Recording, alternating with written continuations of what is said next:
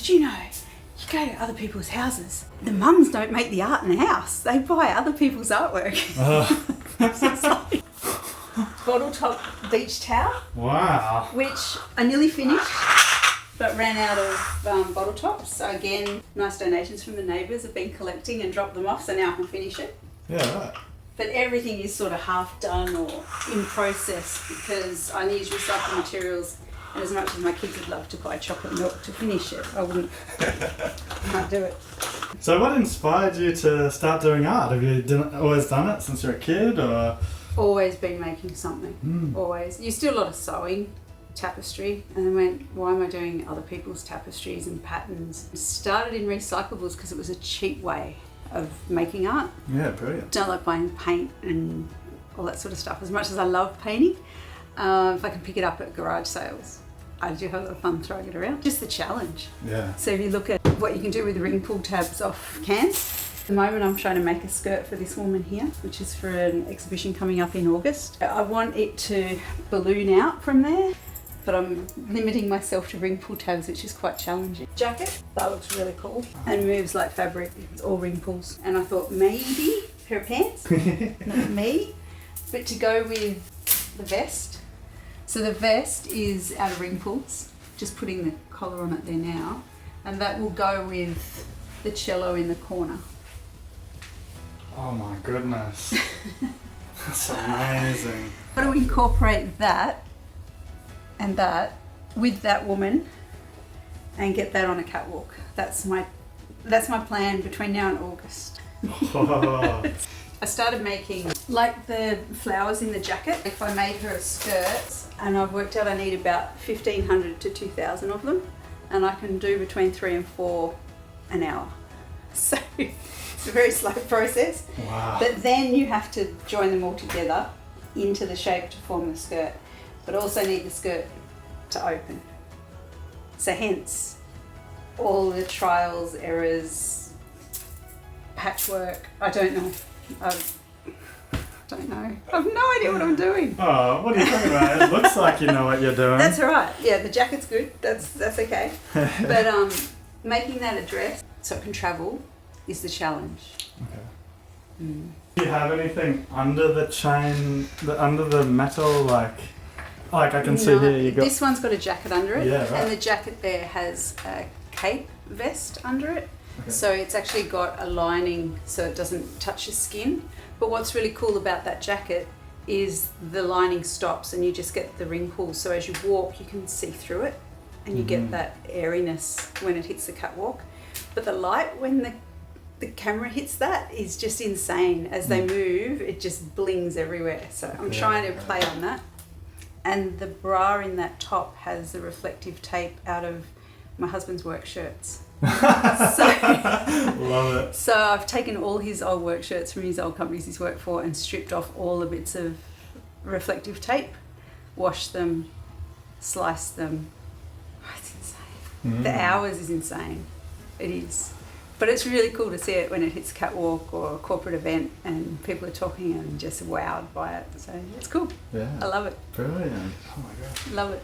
The mask up there, the 4 faces, and the idea of that was the many faces of the artist, the model, and the facades we put onto the world and the different people that we are. We're not always an artist. Oh, true.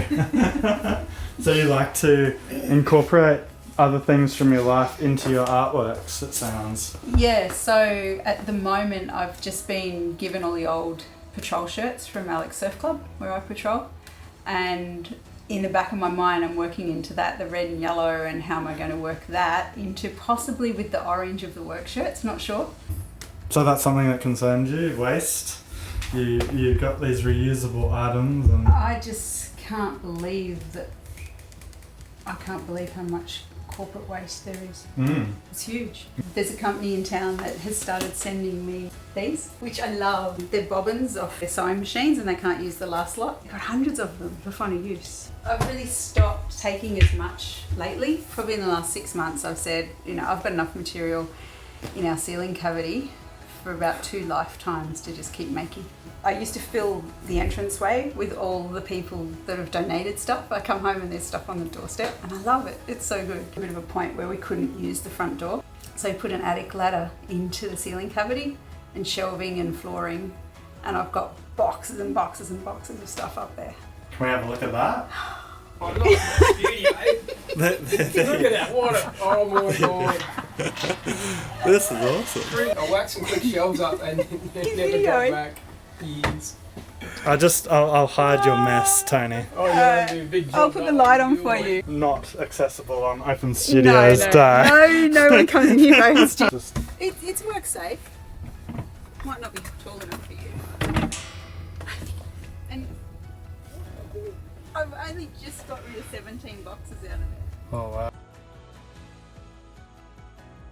Be careful. Yeah. Already. How many does that have? There's 45,000 in it. 45. So the top, just the top frame, without the base, was 17,000. So how long does something like this take? 2 years. She doesn't look, if this little piece took 6 hours, then this is going to take 6,000 hours. Oh God, She doesn't look like that. She just starts and goes, I can do this, and it just keeps going. And it's from first time she gets up in the morning until always. Usually midnight. Until midnight, yeah. And then up early at 6 in the morning on the go. And if she's out and about, she's a passenger in the car, she's doing it. If she's sitting at a surgery or sitting at a doctor's surgery or waiting at somewhere, fingers are going non-stop. Cool sport. Never stops. Soccer. Yeah, kids sport, Yeah. non-stop. Wow. Is nothing wrong with that?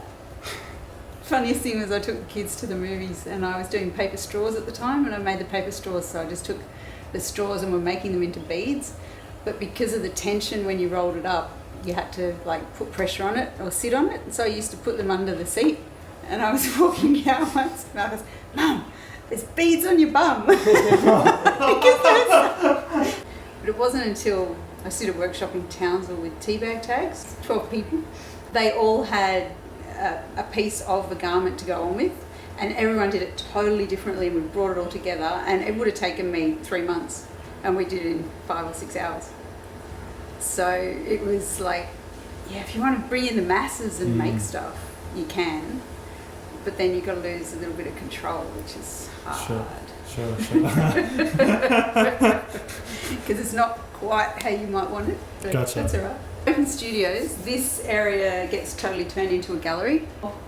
All the artwork out that they can interact with or look at, all that's up here at the moment plus more coming.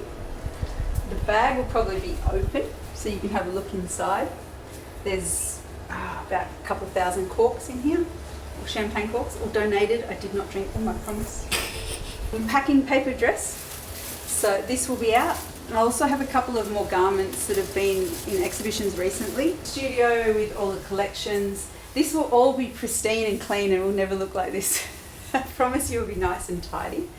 And I'll probably be working on 1 or 2 items just that I can do while I'm talking to people. Great. There's usually stuff out the front as well on the grass, so little interactions that are good photo opportunities if you want to do photos for Instagram and share in your socials.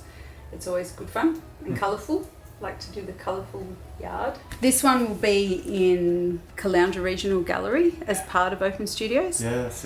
So, how do you know that? Because I went to Caloundra Gallery. Oh, did you? Yes. Okay. So that one will be there, and also the cuttlefish. This skirt will be there. Oh, wow. All this will be here for Open Studios. Mm-hmm. There'll be other stuff out, but a lot of it will go to the gallery, so you can go there or come here. This will probably be out, but not as a teapot anymore. It was remade, so recycled art into a dress. So that will be here that you can see. And this one's super sick. Oh. That one I can't show you. Okay. This has just got back from Tasmania. Oh, this one. So this I've actually redone, coloured in by hand in a bit of insanity. So what happened was with the paper from the, this is its buddy, with the paper from the old street directories, they actually went yellow. So, and I didn't really like that look. And so I've painted all of the ones that were on there gold and chopped them off so they don't have this rough. They got rough from transit. They went over to WA. It's fun? Mm-hmm. It's definitely fun. You'll definitely come and have a look at stuff and go, yeah, she's either slightly insane or very creative and talented, but that's a very, very fine line. Very, very fine line. Yeah, you got used tea bags here. I think that's the little bit of the crazy one. So these are waiting for processing. Uh-huh. So they're all dry, and then the tags have got to be taken off, and then the tea taken out and opened up, and then cleaned, and that's a very long process. And I officially stopped saving and drying my tea bags last month. Right. Because I realised it just takes at least half an hour every morning to turn them over and dry them in the sun, and then to empty them, and no, enough. I've got to move on. Oh. So tea bags but don't worry, I have many, many, many dry tea bags in storage. And tea tags, and everywhere you look. Yes. Once you sit down, you don't stop though. Is that the? Oh, if I sit down, I get a lot more done. Yeah. I get really sore feet otherwise. But I mean to say, once you start, you probably won't stop. Shush from the other room. The kids are not hungry. They'll live. They're old enough to cook their own meal now.